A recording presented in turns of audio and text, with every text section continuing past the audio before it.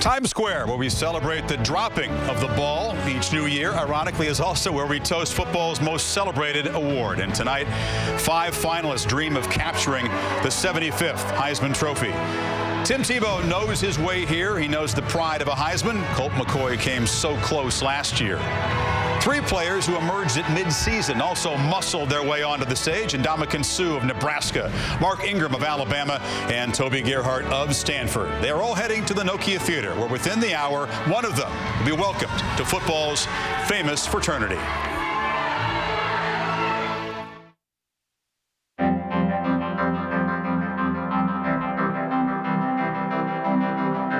Well, when I see the Heisman Trophy, the thought that comes to my mind really is the hard work, dedication, determination, the commitment. Still to this day, when I get introduced to somewhere, it's Roger Staubach, former Heisman Trophy winner. People love to see the Heisman. They don't want to see Channy Lander. They want to see the Heisman. And I think that's great. They say that big-time players make big-time plays in big-time games, and I believe that wholeheartedly. Great athlete, great competitor. In all things, John Cappelletti represents a Heisman Trophy winner.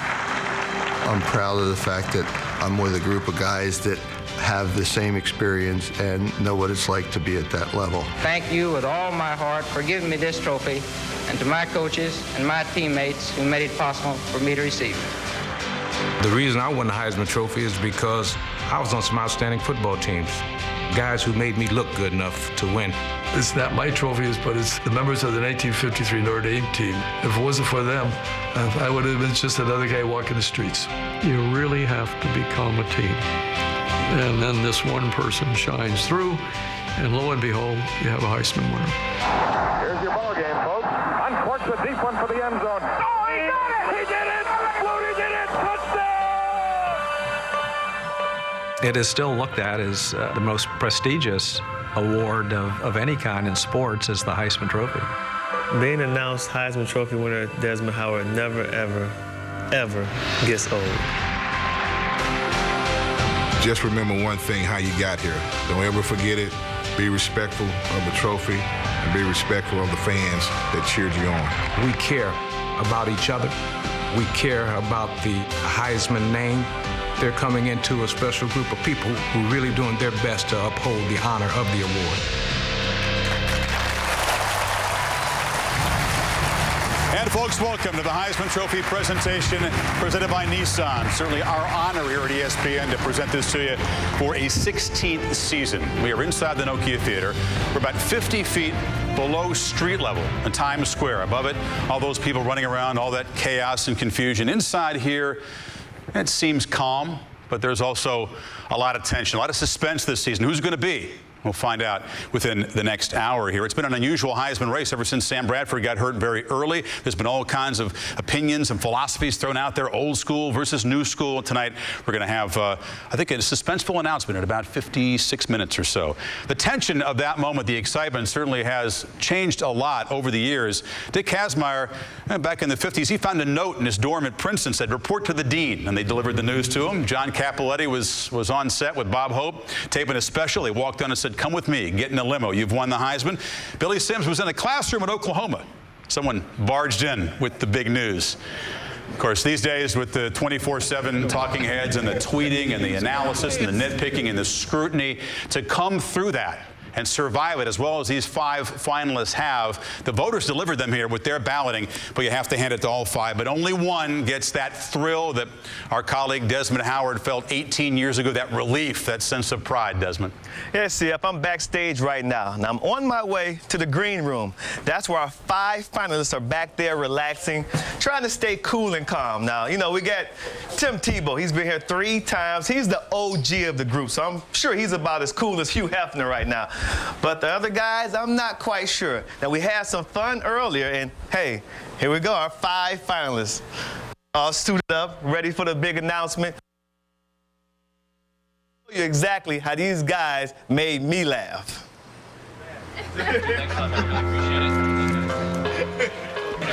Desi, what's up, man? How you doing? Yeah. Welcome to the 75th Heisman presentation. Sue, let's say McCoy wins it. Now, promise us you're not going to rush the stage and up your total to 5.5 sacks against McCoy if he wins it. Nah, I'm a done hitting. I had my opportunity in the Big 12 championship and made the most of it. Toby, where were you when you got the news? I was in the locker room of our football locker room. There's about 10 other guys with us. It came on at 3 o'clock our time, and we just started. As soon as they announced my name, everybody's like cheering, fist pumping, chest bumping. It was a ton of fun. You got the national championship game, January 7th, Heisman Trophy tonight. All the ballots are in. You don't have to be politically correct. Which one would you want to win more? The national championship. There's no doubt. I'm sure Mark would say the same thing. That's pretty special. It's hard to go undefeated in a regular season. And Mark, who's your favorite Heisman winner of all time? I'm not sure. There's been a lot of great ones. Growing up watching, I remember high school when he won it. I remember watching. In high school? What? I know, he was in high school when you won the Heisman. Isn't that crazy? They get younger every year. Among the millions of kids, by the way, who copied Desmond Heisman pose, Toby admits that he used to do that in the family kitchen there, strike the pose to crack his mom up. Regional considerations could be very important in this vote, Kirk, as they were last year, the Southwest region in particular.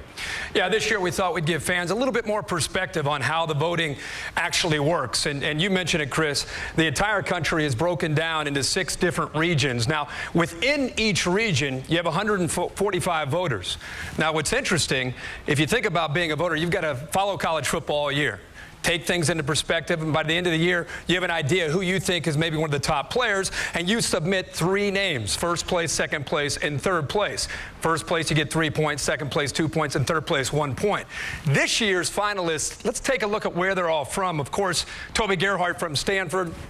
You almost have to assume he's going to be able to take care of the Western region and really clean up a lot of the votes. Where it gets interesting is in the Southwest region, when you have 2 guys from the same conference. I think we can assume they're going to split some votes in this region. Same concern here in the South with Mark Ingram and Tim Tebow splitting votes in that South region. You have 3 regions remaining: Mid-Atlantic, Northeast, and the Midwest, without a finalist. So we don't know necessarily who's going to be announced here in about 50 minutes. But, Lee, one thing we do know for sure, those 3 regions are going to go a long way in determining who wins the 2009 Heisman Trophy.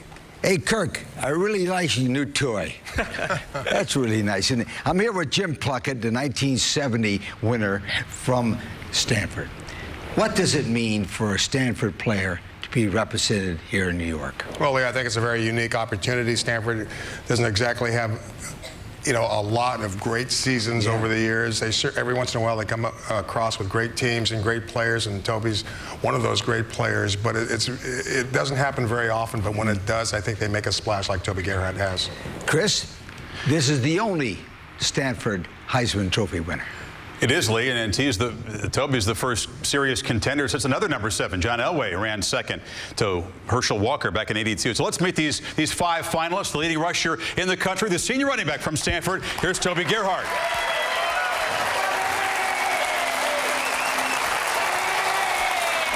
He's the first defensive lineman finalist in 15 years. Big Ndamukong Suh, senior from Nebraska.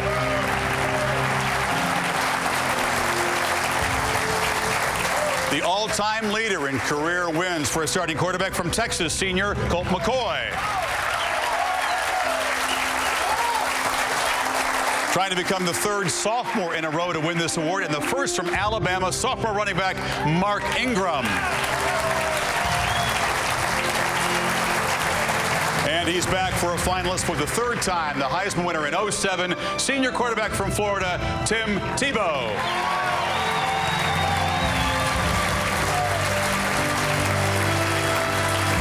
Gentlemen, welcome back. Congratulations on great seasons.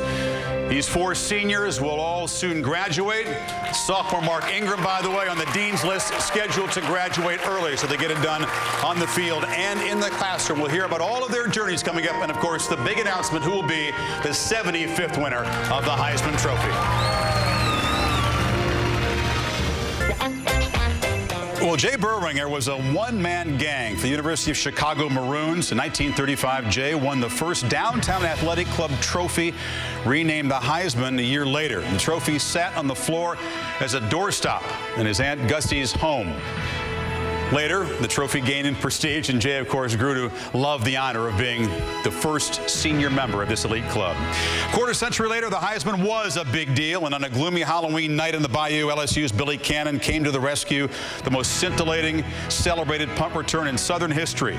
Billy weaved through Ole Miss Rebels, the rendezvous with the end zone, and Heisman immortality. The 1959 vote was a landslide. Nothing tricky about it, Mr. Nixon. 25 years later, in '84, a play of equal impact just ended the Heisman debate. Doug Flutie conjured the impossible in the final seconds versus Miami to cap one of the most thrilling games ever. And amidst all the mayhem, Doug said he didn't know until 10 minutes later it was Gerhart Phelan who made the catch. So Flutie and Cannon each enjoyed long, successful football careers. Each remains defined, though, by a single magical play. And so, folks, let's salute our silver and golden anniversary Heisman Trophy winners, Mr. Doug Flutie, Doug, and Mr. Billy Cannon. Welcome. Well, what defined the '09 race for voters? We're going to find out when the ballots are revealed. We know this, though. The journey of two of the finalists here included, early in their careers, really embarrassing seasons before their current coaches got there to turn things around. So here's Lee with Jim Harbaugh and Bo Pelini. Coach? Yes, Coach Harbaugh and Coach Pelini, glad to have you with us. Now, both of you men had players get in this race late. When did you know they had a chance to win the Heisman? I'll ask you. Well, I think most people would say it was our last 4 games of the year. We had a murderous row of Oregon, USC, Cal, and Notre Dame, and Toby had a great stretch in those 4 games. But I think if you took a cross-section of any 4 games that Toby's had over the last 2 years, it was the same kind of production, over 100 yards, 2, 3, 4 touchdowns in the game. A couple in that stretch, he was over 200 yards twice. So it's he never left. It was never out of the race in how we looked at it. How about you, Bo? I've been asked about it all year long, and I've said all along I felt that if you talk about the one person at his position that's the best football player in the country, there was no question in my mind it was Ndamukong Suh. And I think that once you got into the Texas game against a great Texas football team and a big stage like that, and the kind of performance he put on, I think he showed the world that he belongs here and that he truly is the best player in the country. And you don't always get that recognition when you're a defensive football player. Boy, you're not kidding. Chris, these are 2 young coaches that are going to be back here plenty of times before. All right, Lee, thank you. We can hope so. The '09 season was kind of defense dominated, and certainly the dominant defender this year was Ndamukong Suh. He's hauled in 4 major awards already. Suh's tormenting of poor Colt in Texas was so epic. On the eve of the Heisman balloting, it really helped reshape a lot of voters' thinking here. At 6'4", 302, he's the only defensive lineman in the country to lead his team in tackles, and Ndamukong has done it back-to-back years. Hold ground and control gaps. A demanding but basic mission. Going far above and beyond is where greatness lies.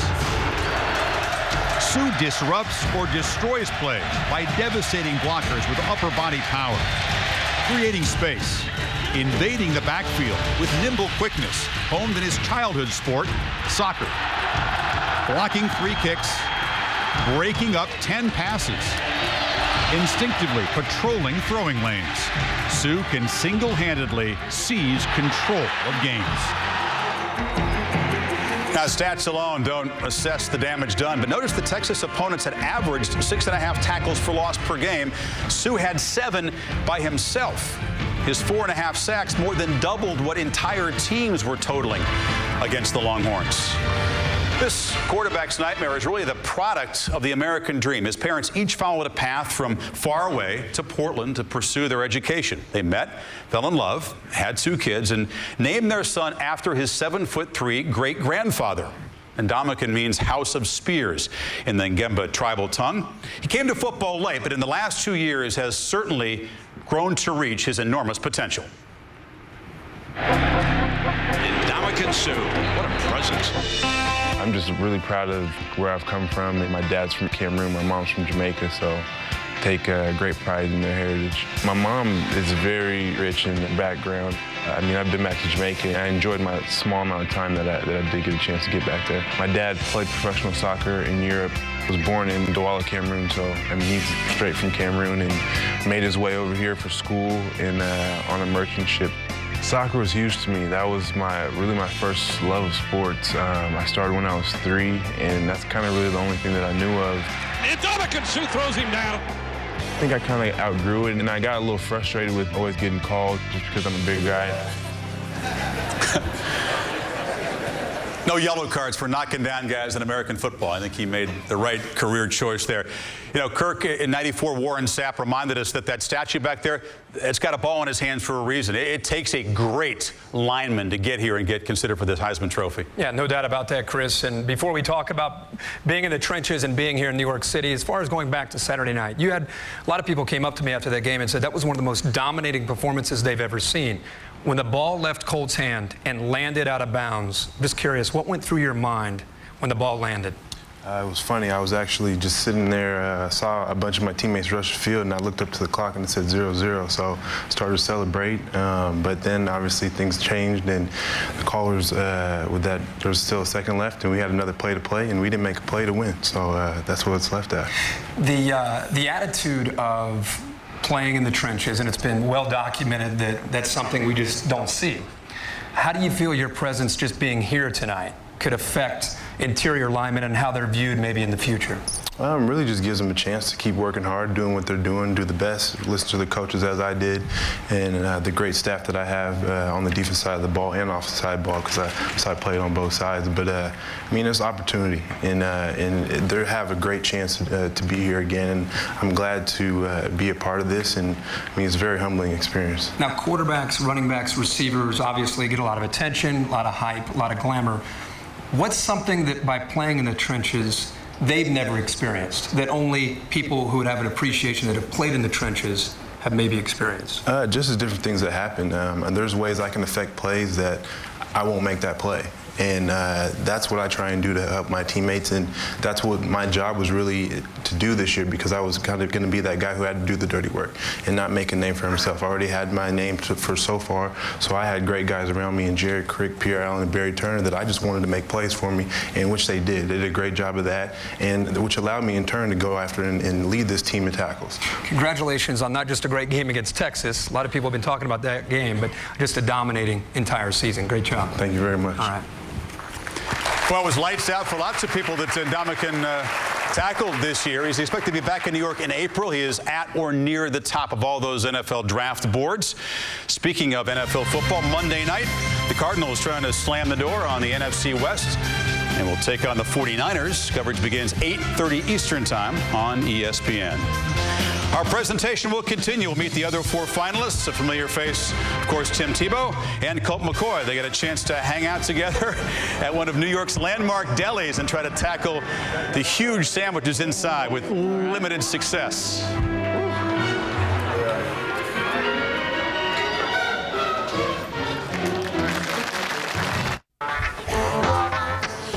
And welcome back. In just about a half hour inside the Nokia Theater, the marquee will light up and announce the winner of the 75th Heisman Trophy. 5 finalists here in New York City, the biggest number we've had in 5 years. We've met Ndamukong Suh. We'll move on now. Well, the Texas Longhorns' mission was to atone for a season that fell 1 second short of perfection in Lubbock last year. Their dream remains alive because of that one final second in Dallas last week. As the leader, Colt McCoy has burdened himself with huge pressure to be perfect. There have been obstacles, a virus, a thumb injury, kept quiet, and certainly frustrations. But there's a metaphor to be found for his response to all these challenges in the title of his favorite video game, Call to Duty. Whatever the mission, McCoy manned up. A game-saving tackle after a turnover, throwing his body at a defender's legs after being burned by a poor pass route. Precisely managing the moving parts until the Texas attack clicked. Or reverting to a dangerous runner when an arch rival drew the horns into a shootout. He would not be denied W after W. You know, Colt's 45 career wins as a starting quarterback is a record that could stand forever. He's also among the best ever in the 3 key categories: completion percentage, yards, and touchdowns. Well, records, 2 national titles, the first Heisman won by a sophomore, countless other awards. There was nothing left undone before the start of Tim Tebow's senior season. The Florida fairy tale sequel, well, it got re-scripted by the Crimson Tide last week, but all year Tebow maintained a superb standard of play and undying respect from all who faced him, especially during his career's most frightening chapter. Brain against skull, a double impact. The season's single most chilling moment. But true to his vow, Tebow returned the next game, a gutsy journey through Death Valley. Answering the call, as always. Ever the target, Tebow took on the burden of the Gators' new grinded-out style, still hammering to the end zone with fullback force, but also distributed with needed patience and precision. Tim leaves a legacy of leadership that will live forever. Yeah, leaves a footprint as a dual threat that's unmatched as well. In the history of major college quarterbacks, Tebow is #2 in career rushing touchdowns and #3 in passing efficiency, together in one player. Well, it's been fun, hasn't it, with Tebow and McCoy kind of sharing this 4-year era as quarterbacks, sharing a nice friendship, sharing a strong faith, and sharing a lineman-sized lunch the other day at a New York landmark where they grilled each other with the tough questions. If you finish, we made a mistake. So the second one is on the house. Oh my goodness. Woo. Child's portion. Yes. Do you like tomatoes? No, do you? I can't stand tomatoes, so I'm not going to finish my sandwich. Be honest. You're watching the SEC championship game last week, getting ready to play Nebraska. Who are you rooting for? Honestly? I was rooting for you guys. Y'all won it last year. It would have been fun to play you guys. I would have. I do. I wish I was playing y'all. Let's get to the point. You got a Heisman vote. Who'd you vote for? I would really love to open up with you right now, but I'm probably not. I'm going to keep that to myself. You and your boy Sam Bradford, who did he vote for? I got a call from Sam yesterday saying I had his vote. Wait a minute. Did the game end? Nebraska thinks it's over. The game's coming down to the end.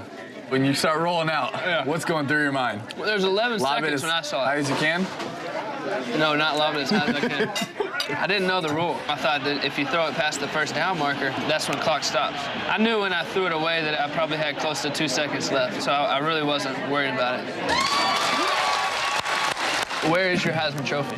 In the living room at my parents' house, just kind of in the back behind all my sister's wedding pictures and everything. It's just kind of thrown in the corner there. Yeah? I'm the baby of 5, so you got to put all the older kids in front and everything. This is a serious question. Go ahead. What do I have to do to get a plaque out in front of my stadium in my name with something I said on it? I really want to know how to do that. I'm sure you have a bunch of, little Colt statues all around Texas right now. Not like that. Not in front of our stadium. Dude, you still got a lot of sandwich left. Have you touched yours? I'm working on it. You just can't tell. I mean, you're playing a good defense. You need to gain a little weight now. I know. Mount Cody, what is he, like 350 pounds? He's probably more like 4 bills. Yeah, I better eat. You're right. I saw Tim and Colt in the gym the other day working out very hard. Now I know why. That was a pretty weak effort on those 2 sandwiches, Des. There's not too many challenges these guys couldn't meet in their career. That might have been one of them. No, you're not kidding about that. I worked on them earlier, too. I seen them get after it. But, Tim and Colt, these guys, 2 fantastic college quarterbacks. Tim, I want to start with you. Look, you have a laundry list of personal accolades. You've affected many people off the field, and you have championships. As your college career comes to a close, what's the one thing you're most proud of? The relationships I have with my teammates, my coaches, and all the fans of Gator Nation. Everything has been so fun. Being here at the Heisman, winning 2 national championships, it's all been fun, but without the relationships, it would mean nothing to me. And Colt, now, you have a big game coming up January 7th against Alabama, right? That's right. You've gotten to know Tim a little bit. He played against Alabama in the SEC championship game. What have you learned from Tebow about how to attack that defense of Alabama? He's told me a few things, but I've seen them on film for myself, and we definitely have our hands full. They're a very well coached, very well prepared team, and we have our work cut out for us for sure. Now, we talked about the Heisman. We talked about the national championship earlier. What would it mean for you to bring the Heisman back to Austin? Well, it's, I've said all along, it's truly a team award. I couldn't be here without my teammates, my coaches. I think it would be huge for our university, and I just thank God for the ability that He's given me to play for the past 4 years, and I'm so grateful for that. And I'm up here representing my teammates and all the hard work and the time and the commitment that we've put in the past 4 years. Okay, now OG Timmy, you've been here. This is your third time. What does it mean for you to be here 3 consecutive times? It's special. To be here one time was just a little bit surreal and overwhelming, and now to be back for my 3rd time and to get to know these past Heisman winners and to be part of it and get to know these candidates, it's just truly special. And that's the one thing that I wanted to tell these guys, and being back for my 3rd time is just take it in. It's a great opportunity. Soak it in. Get to know these Heisman winners because they're special and they'll be part of your life. And winning this, it'll be with you for the rest of your life. Well, guys, congratulations on a great career, fantastic season, and good luck in both your bowl games. Thank you. See ya. Thanks. Yeah, these guys, with the visibility they've had, have used that in so many helpful ways in the communities all around the world. I think these 2 guys have helped make caring and giving back and trying to inspire others cool. So we thank you for that. We appreciate the careers on and off the field. We got a quarterback with us here tonight who won a national title, then a Heisman Trophy, came just one short of another national title, Gino Torretta. And Gino's era at Miami just followed the wildest times at the U. The 80s and the ESPN film in the 30-at-30 series. And Vinny Testaverde was the quarterback there. Offers, I think, an insightful, entertaining window on those Canes teams. It follows us at 9 o'clock Eastern Time. But that's after the big announcement. We've heard from some of the finalists. We'll hear from the rest of them as we come back. This group that includes Toby Gerhart of Stanford, running back who muscled his way on the scene, as well as Mark Ingram. Will it be a running back year finally? It's been a while.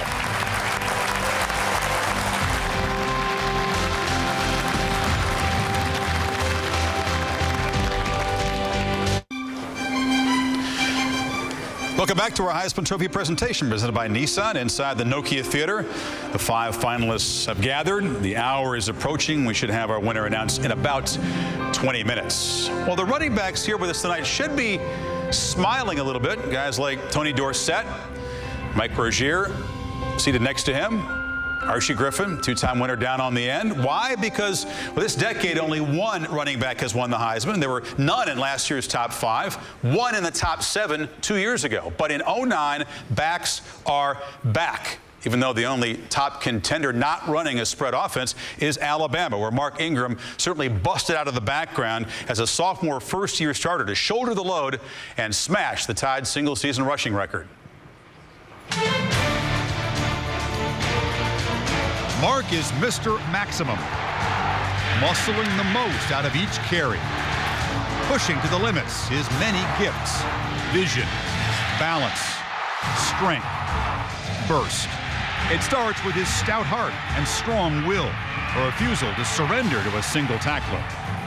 Ingram has carried the Tide through the rugged SEC as both clock chewer and game changer, tough and trustworthy as a blocker, receiver, and protector of the football. Just a single lost fumble in 429 career touches. Yeah, Mark was at his best versus Bama's 5 ranked opponents, averaging 201 yards from scrimmage, most of them after contact. And in those games, Ingram made 6.5 yards a pop and had 27 runs of 10+ yards. Now, Mark is named for his dad, who won a Super Bowl ring with the Giants here in New York. He grew up in Flint, Michigan, visited Alabama kind of on a whim, fell in love, and is the only Northerner on the team's roster.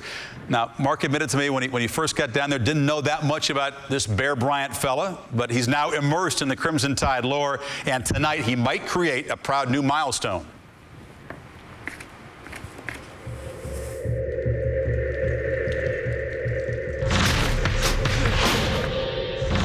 The high point of the season for me, the South Carolina game, that final drive where we ran numerous amount of plays out of the Wildcat, and then we finished it off with a toss in the end zone. They put the ball in my hands in a clutch situation, and I took advantage of that.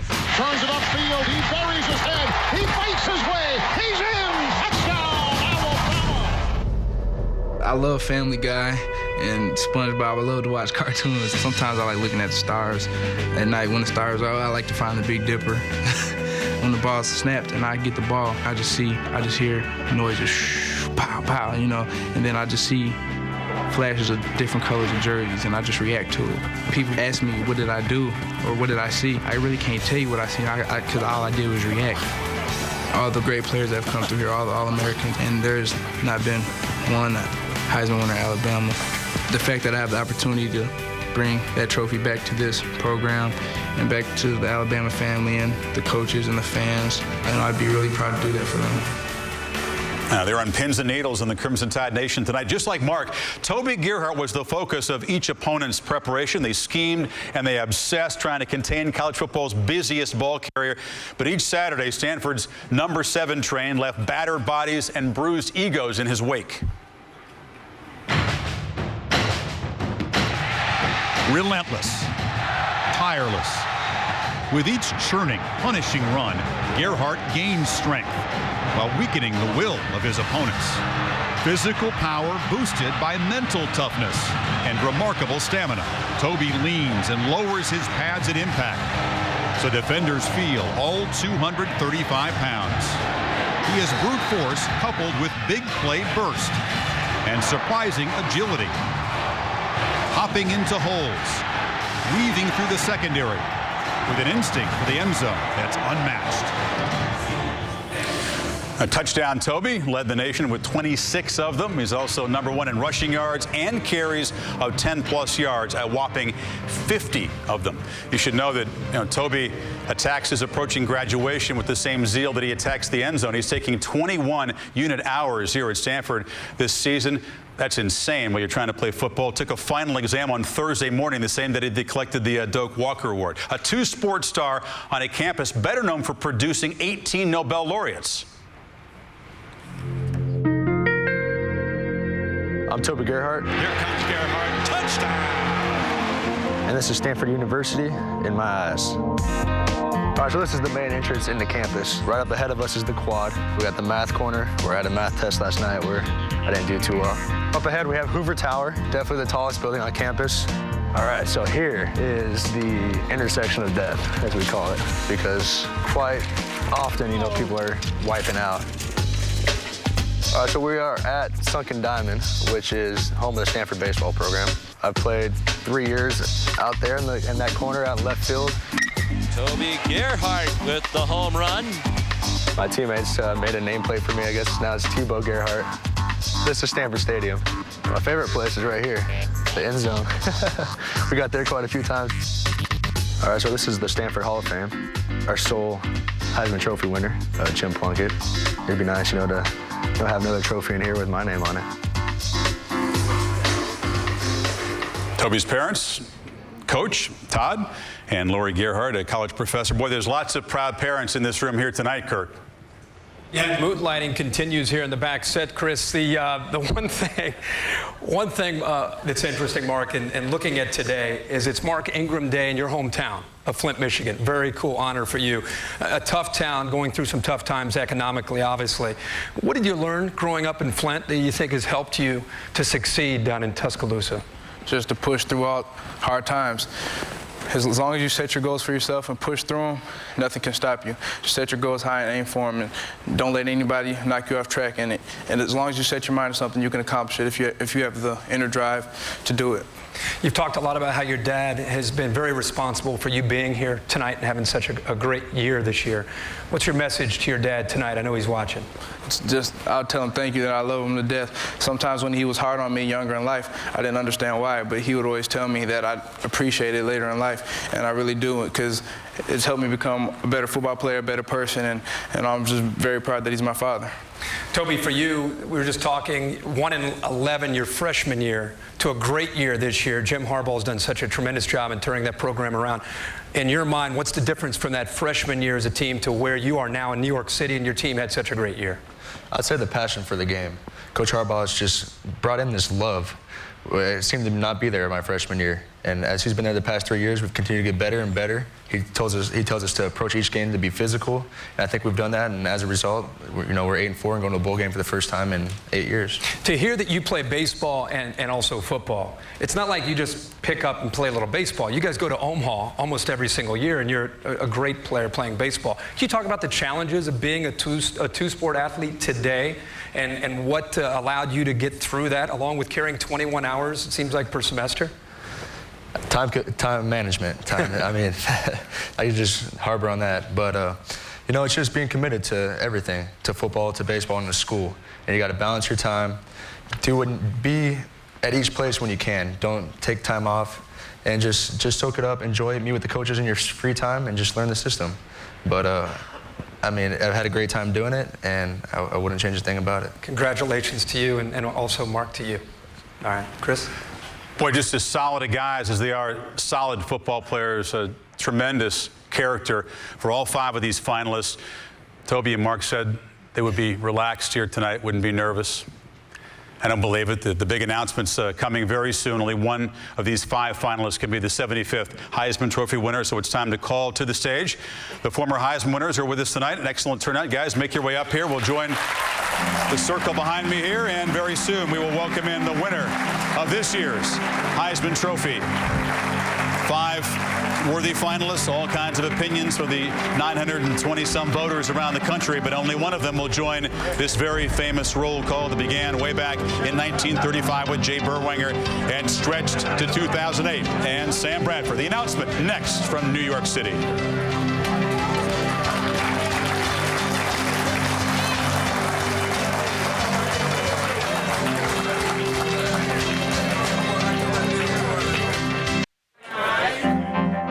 Let me tell you, this is one of the biggest moments of my life.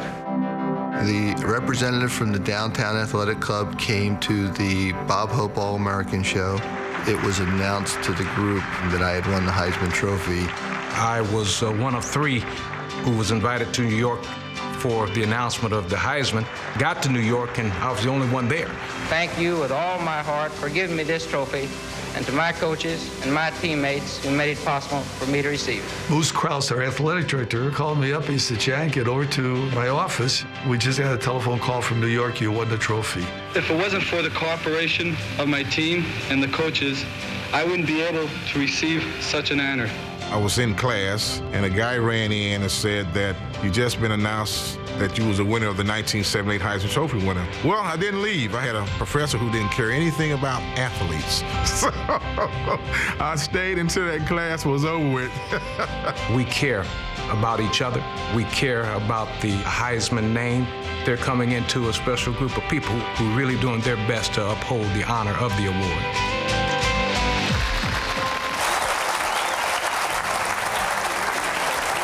And before our big announcement, we also want to salute the 2 winners of the Wendy's High School Heisman. Malia Calai from Hammond, Louisiana. Kyle Pollock from Wiggins, Colorado. Both 3-sport stars and great students. Congratulations.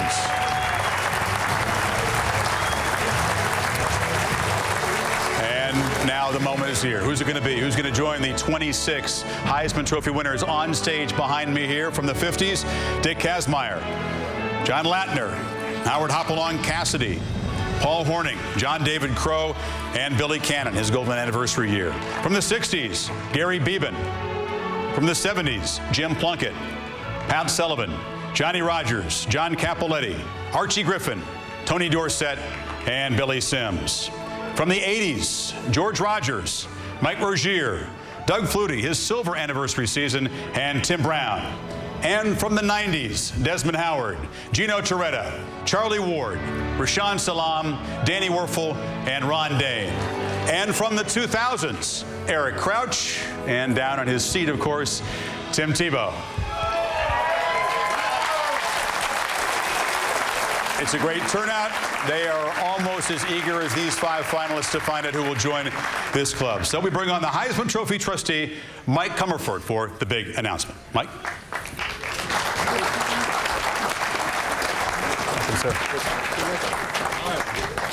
Good evening, everyone. In a moment, on behalf of the Heisman trustees, I will be announcing the winner of the 2009 Heisman Trophy. Before that, though, I would like to congratulate all 5 of our candidates for their achievements on the field and the distinguished manner in which they have represented college football this year. It has been 75 years since Jay Berwanger won the first Heisman Trophy. Since that time, college football has changed in many ways, but the Heisman has remained and endures as one of the most prestigious awards in all sports.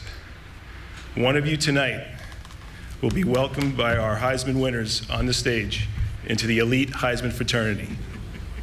From now on, your name will be followed by the words, Heisman Trophy winner. And so, here it is. In the closest race ever, the 2009 Heisman Trophy is awarded to Mark Ingram of the University of Alabama.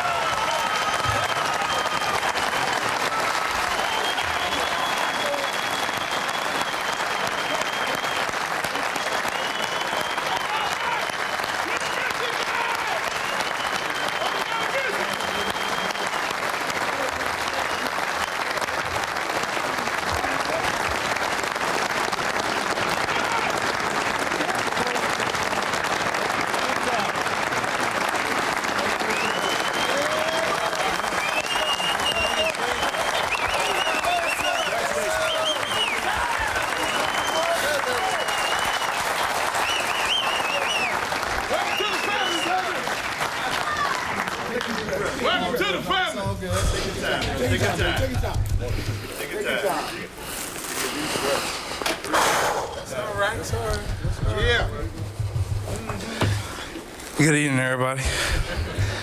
I'm a little overwhelmed right now. I'm sorry. But it's a great honor to be a member of the Heisman fraternity, and I'm just so excited to bring Alabama their first Heisman winner.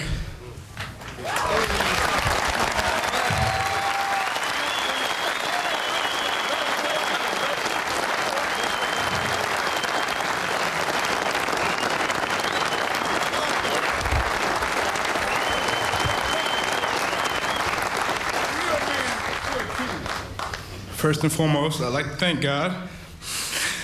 I'm so blessed, and without him, I wouldn't been able to accomplish this. And I'd like to thank my family, my mother and my grandparents are sitting right there. My father has been a great influence on my life, and I love him to death. All my aunts and uncles, my sisters. I'd like to thank my teammates. It truly is a team award, and they've had a tremendous amount to do with my success, and I just want to thank all of them, especially the offensive line. Thank my coaches for being here, Coach Saban and his wife, Miss Terry, Coach McElwain, our offensive coordinator, and running back coach, Burton Burns. I'd also like to thank our intern, Cedric Irvin, for being there for me, being my eyes on the field. He's been there for me since day one he's been there. I'd also like to thank President Dr. Witt for coming to support me, and Athletic Director Mal Moore. I'd like to thank all our SIDs, Jeff Puritan and Josh. They've helped make this a lot easier for me, this whole transition. The strength coach, Coach Cochran, and all his staff have had a lot to do with my success. And I want to thank the trainers and all of the teachers at our school, because they're important too.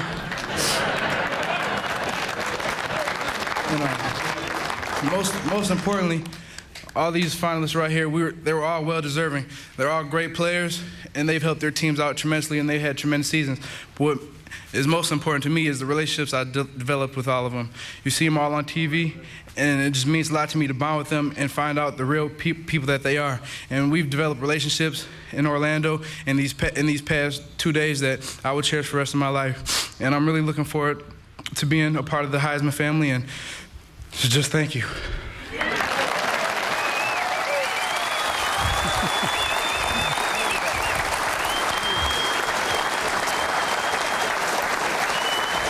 Mark, I think I think we can tell what it means. That there's never any shame in wearing your passion and your emotions on your sleeve when you're faced with a moment like this. You'll get a trophy. You're just like this, and you said what it means. Your portrait's going to be up here forever. So with all the championships and all the All-Americans, Bama now has a Heisman Trophy winner. You felt the pressure. You felt the pressure of that, didn't you? They brought it up a lot down in Tuscaloosa this season. Yeah, just everybody that's in the Alabama family has been having my back, supporting me. I'm walking to class, students just flashing me the Heisman pose, and just just people back in Flint supporting me, telling me that they were praying for me, that they supported me, and I was a winner. No matter what happened, it was just real important to me. Get the big win, the performance against Florida, and a big win against Auburn, but you didn't play well, and you got hurt late. Despite getting that win, were there moments when you thought, I might have blown this, I might have blown my chance? It was in the back of my head, but the most important thing to me was that we got that win. I didn't have the best game ever, but I contributed in a different way. The passing game opened up, and Trent had a great game, and the whole offense just stepped up, and they put together a great drive, and I'm just so proud of all of our teammates because we've had a great season. Next up, against Colt McCoy in Texas in the BCS National Championship game in January. You ready for this? Ready to handle the extra weight of this? It weighs 25 pounds. It can feel a lot heavier when you have to carry it. Oh, I'm happy. Why don't you pick it up? Give it a test drive. Mark Ingram, the third straight sophomore to win the Heisman and the first ever player from Alabama. And as we said, it was the closest race ever. Just 28 points. Mark Ingram separating Toby Gerhart, who ran second place. That's much closer than the Bo Jackson Chuck Long race back in 1985. Kirk, let's check out some of the regional aspects of this. Yeah, we talked about at the beginning of the broadcast, Chris, how important the three regions that didn't have a finalist, how that would turn out to be. And in fact, that's exactly where Mark Ingram ended up winning the Heisman Trophy. If you look at the Midwest, you can see Mark Ingram first, Toby Gerhart finishing second. I'm going to hope that I can figure this out. You go back to the Mid-Atlantic. Again, Ingram wins the Mid-Atlantic. Gerhart finishes second. And the same thing can be said for the final region in the Northeast.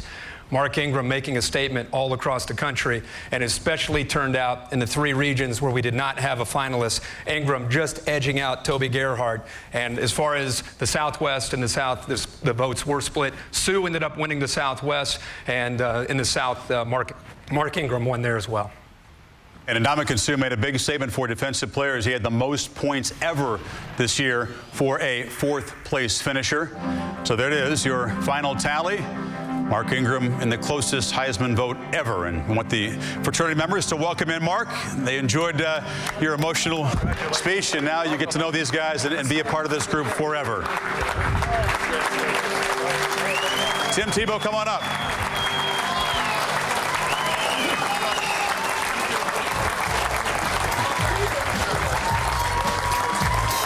The first of many handshakes between this group here. We thank you for watching the presentation, the 2009 Heisman Trophy presented by Nissan from here in the Nokia Theater. Coming up next at ESPN 30 at 30 Film, The U. This has been a presentation of ESPN, the worldwide leader in sports, for Lee, Kirk, and Desmond, our entire team here in New York City. I'm Chris Fowler. So long from New York City. Mark Ingram, your 2009 Heisman Trophy winner, a first for the University of Alabama.